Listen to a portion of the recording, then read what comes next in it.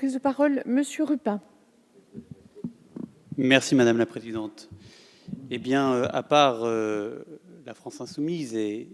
l'intervention vient de le confirmer de ma collègue Danièle Obono, il y a un consensus dans cette Assemblée autour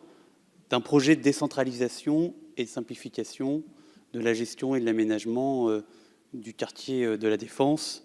Et donc, c'est fort de ce consensus que nous soutenons et nous appelons à voter pour ce projet de ratification, ce quasi-consensus. Il y a eu des débats sur l'équilibre entre les différentes parties prenantes.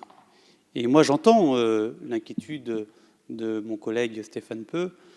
sur la manière dont pourraient se passer les débats, alors que nous avons décidé, nous décidons, si nous votons ce texte, de donner au département des Hauts-de-Seine le chef de filât de la gestion de ce département. Simplement, maintenant, c'est justement aux responsables du département des Hauts-de-Seine de faire preuve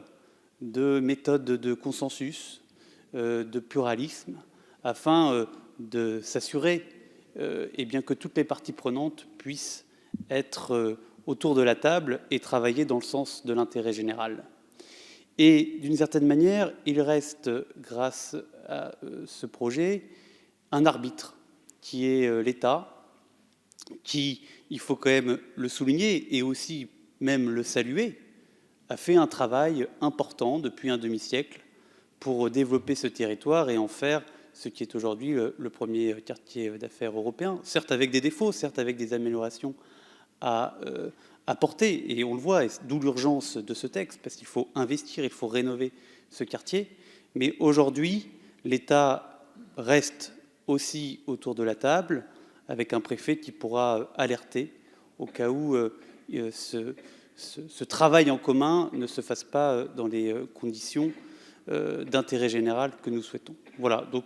c'est pour ça que, en conclusion, le groupe La République En Marche votera